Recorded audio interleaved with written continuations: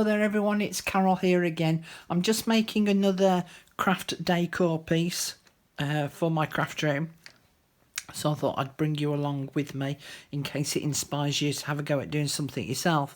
I like vintage sewing pieces, and I was really fortunate in that a friend of mine has a friend who was getting rid of a very beautiful vintage sewing table, and when you lifted the lid up, there's all these compartments inside, and inside the compartments are the original ephemera pieces, or sewing notions I should say, and these are from that sewing kit. Now when I went to America a couple of years ago, my friend Jo, who I haven't spoken to for a while, I should give her a shout really, had these beautiful scissors, and so I got a pair of those off her because I just thought that they were really pretty. So I want to incorporate some of these in a picture frame so that I can have it hung up in my sewing section of my craft room. So I don't mind attaching some of these pieces to this picture frame, but the things like the sewing needle packs, I didn't want to use the actual pieces, and I actually want to make a small digital kit with all of these little sewing cases in. So I'll show you this one, look. How cute is that? And then on the back, egg-eyed needles. And then that just slots in there, and you open it up, and inside is a little black tissue pack with a load of needles in. And then this one as well, egg-eyed sharps. Beautiful packaging. So they all unfold, and as I say, inside are the packs of needles. Look how tiny those are. Blimey, I'd need a magnifier on top of a magnifier on top of a magnifier, I think, to be able to thread that needle up these days. Yeah, so I want to take some photographs of these and add them to a little digital kit. So what I did with this one was I photocopied it. Where's my copy gone? There it is. So I did a copy of it, and I just need to cut it out and ink it up, and then I'll be able to add that. Now, because I did a lot of embroidery, I have got tons and tons and tons of picture frames, and I'd found this one in there. Where's my ruler? This frame, the actual length of the frame is 14 inch by 5 inch. And so I thought it would be lovely to display them in this picture frame here. So I got a piece of mount board, which is basically just used for putting in picture frames and adding, you know, cutting the apertures out of them. But what I did was I covered it in a piece of 12 by 12 paper, and this particular one is Gorgeous Girls. It's a Gorgeous Girls paper by Santoro. So I've just covered it in that. So all I'm going to do is put that in the back of the picture frame and clip it down.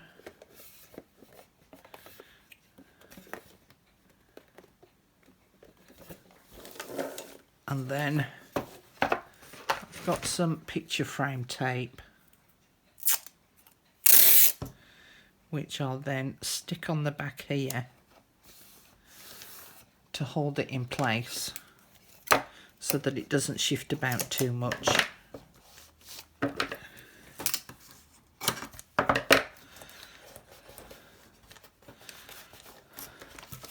And then that now holds that in place really nice and firmly. And then all I'm going to do is glue these in place. So I'm going to use my Glossy Accents and my Tombow glue. So I've worked out a bit of an arrangement. So this is an antique button hook. So I thought that that could go on there, together with this sewing thread. So that will go there. And then that sewing packet, this is the original.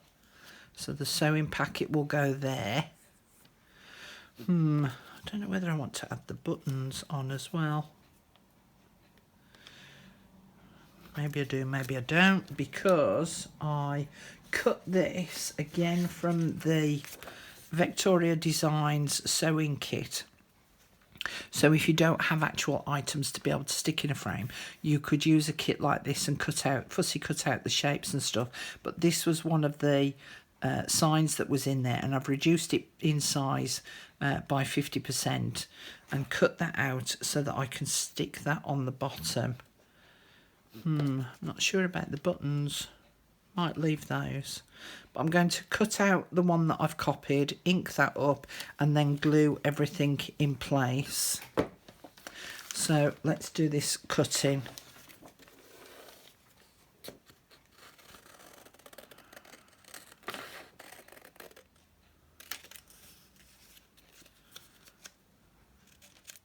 I think the nearest colour to be able to make it like that is old paper, and I'm going to use my makeup brushes because it'll give it a softer effect and won't be so heavy in colour, whereas if I use my sponge I might end up with circles on there. Need to add a bit more maybe. Let's just test it on the back. Okay.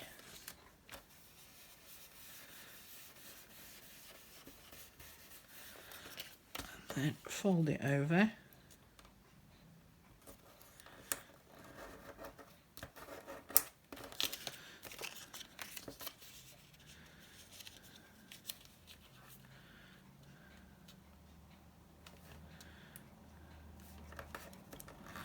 Now I'm not going to cut out that notch there because this is going to sit on the top and be stuck down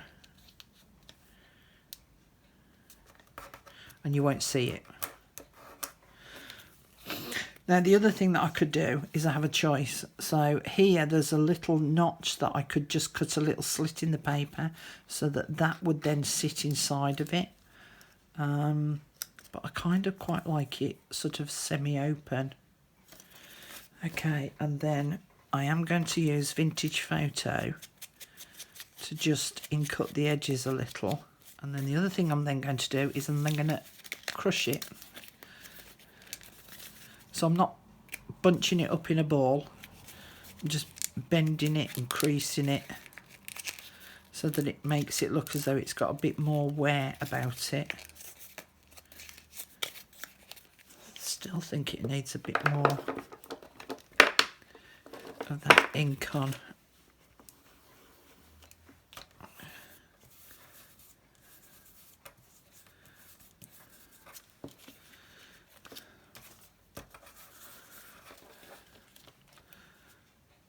Yeah, that's good enough for me. Okay, stick that down.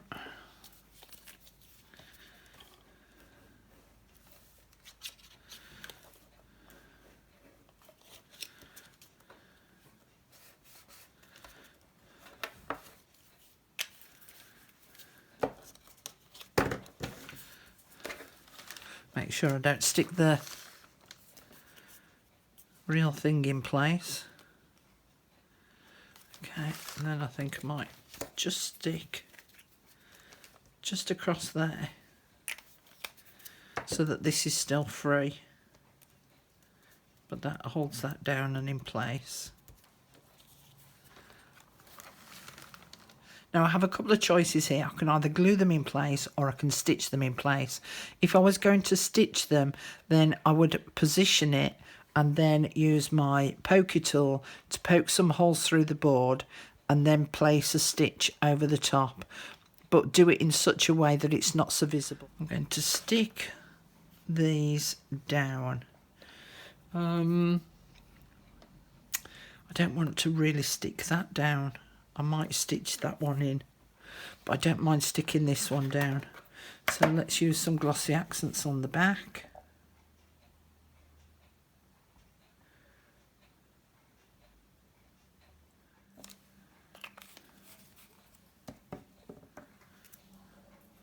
Glossy accents is good for gluing metal.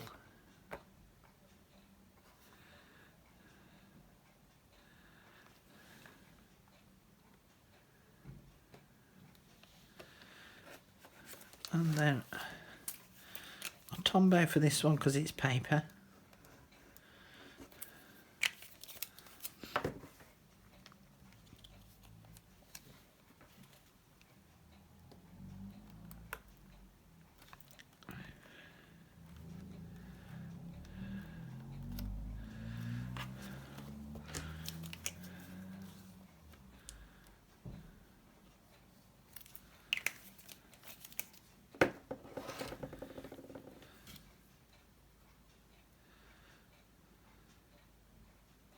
Put that at a jaunty angle. Stick this one down.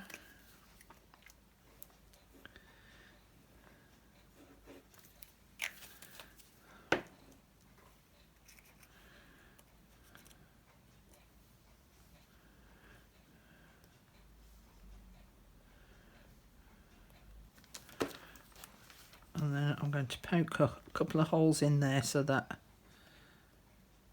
I can stitch that down in place.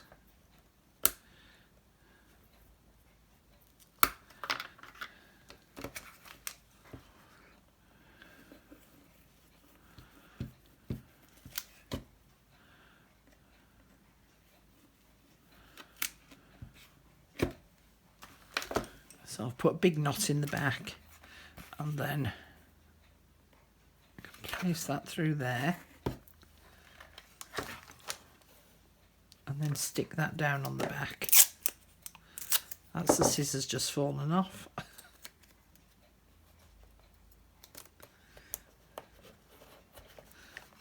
Yeah, thought so, because they hadn't stuck. Oh, it's all professional stuff here, you know. Because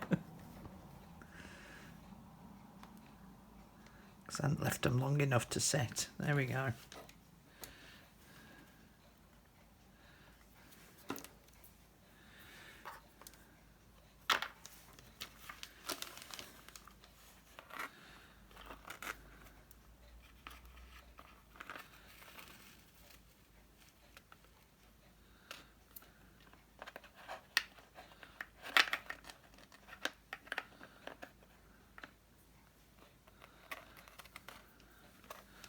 Oh heck. Got to come up from underneath.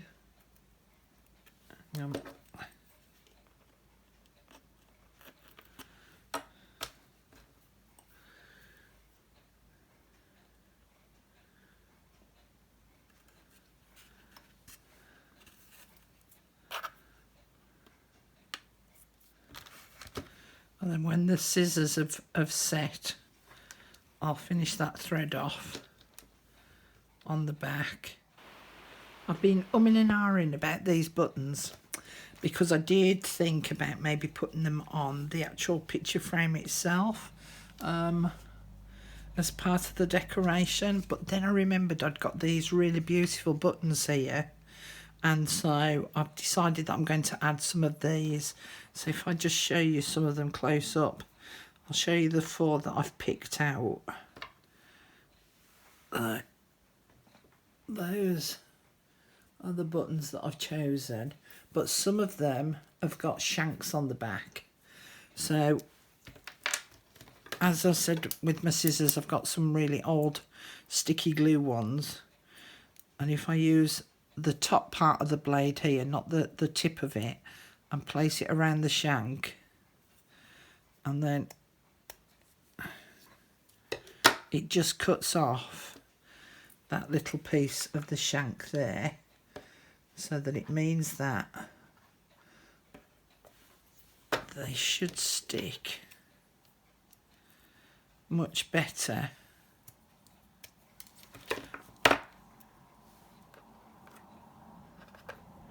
to the frame. And I thought if I add them like that, Just adds that little bit more to it, doesn't it?